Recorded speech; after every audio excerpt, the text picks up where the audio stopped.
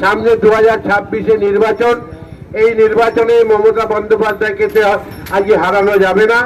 তাই যেভাবেই হোক, ভোটার লিস্টে দিয়েই হোক, আর আমাদের মিথ্যা কথা বলে আমাদের যে সমস্ত ভাবেই হোক সরকারকে বিড়ম্বনা দেওয়ার জন্য আমাদের যাদের মাধ্যমে চেষ্টা করা আজকে প্রচেষ্টা হবে, তাদেরকে নিয়ে এক জায়গায় দাঁড় করিয়ে আজকে পশ্চিমবাংলাকে এমন একটা অবস্থা তৈরি করেছেন, আপনারা লক্ষ্য করছেন। আমাদের ভোটে হারাবে কিসে? আমাদের আজকে বিভিন্ন জায়গায় আমাদের এখানে সব থেকে বড় আমাদের প্রথমে আমাদের নির্বাচনের ভোটার লিস্টে যারা আমরা দেখেছেন সেটা আপনাদেরকে জানালাম। এরপরে আমাদের 26,000 আমাদের যারা আমাদের প্রত্যেকে যারা বিভিন্ন জায়গায় আজকে ভোট আপনাদের বিভিন্ন জায়গায় পড়াশোনার জন্য পরীক্ষা দিয়েছিল, তারা প্রাইমারি স্কুল নয় আজকে সেকেন্ডারি স্কুলের টিচাররা, এই শিক্ষকরা তাদের চাকরির ব্যবস্থা করার জন্য তাদেরকে নিয়ে এসে আজকে ক্ষমতা আসার জন্য আজকে চেষ্টা করেছিল। তাতে কারা? তাতে কি তৃণমূল কংগ্রেসের কর্মীরা ক্ষমতায় আসার জন্য আজকে পরীক্ষা দিয়েছিল? তাতে সমস্ত মানুষ পরীক্ষা দিয়েছিল এবং পরীক্ষা দিয়ে আজকে তারা নির্বাচিত হয়েছে। আমি জিজ্ঞাসা করছি কেন খালি ছিল, সেটা আমি জিজ্ঞাসা করছি। আজকে পশ্চিমবাংলায় যে সমস্ত স্কুলগুলো আছে সেই স্কুলগুলো কেন আমাদের এত পশ্চিমবাংলার ছাত্র যুব আছে তাদের পরীক্ষা দিয়ে তাদের স্কুলগুলো তাদেরকে এইভাবেই যারা ক্ষমতায় ছিল তারা তাদেরকে আজকে তাদেরকে নির্বাচিত করেননি? আমি আগেই জিজ্ঞাসা করি কেন আজকে শিক্ষকদের চাকরি দেওয়া হয়নি? শিক্ষকদের চাকরি যদি দিতেন তাহলে আমাদের সরকার আসার পরে তাদেরকে চাকরিতে ঢোকাবার মতো পরীক্ষা দেওয়ার জন্য ব্যবস্থা করতে হতো না।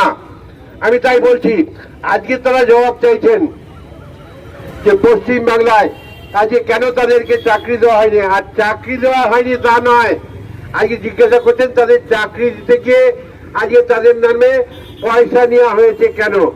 আচ্ছা আমি জিজ্ঞাসা করছি, আমাদের এখানে আজকে আমাদের পশ্চিমবাংলায় শিক্ষামন্ত্রী, তার বিরুদ্ধে কমপ্লেন আছে।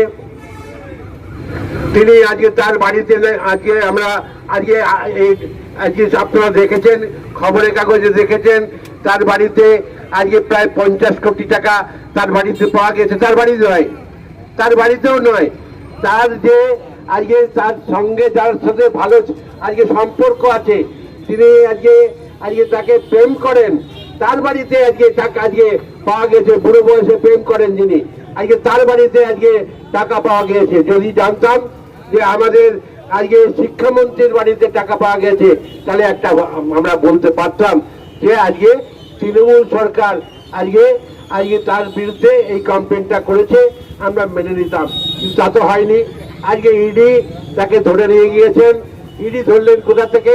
লাশ ধরলেন আমাদের, ওর নামটা কি আমি জানিও না, অত সিনেমা দেখিও না তো, সুতরাং কি নাম? ওই যে অর্পিতা। আচ্ছা হ্যাঁ ঠিক বলেছো, এরা সিনেমা দেখে তার মানে। আজকে যাই হোক, অর্পিতার বাড়িতে আজকে 50 কোটি টাকা পাওয়া গেছে। তাহলে সিনেমা করে কি টাকা পাওয়া যায় না? তাহলে পশ্চিমবাংলায় এটা বলতে পারেন? তো সিনেমা করেও তো টাকা হয়, তাহলে সেই জায়গায় টাকা হয় না? তাহলে সিনেমা করে টাকা পেয়েছেন এবং আজকে যার বাড়িতে বাড়িতে গিয়েছেন আজকে আমাদের শিক্ষামন্ত্রীর বাড়িতে গিয়ে টাকা তুলেছেন। আর তার মধ্যে আমরা কি দেখছি? আমরা সিপিএম আজকে বিজেপি এবং তাদের সকলের মুখে শুনছি যে আমাদের শিক্ষামন্ত্রী চোর।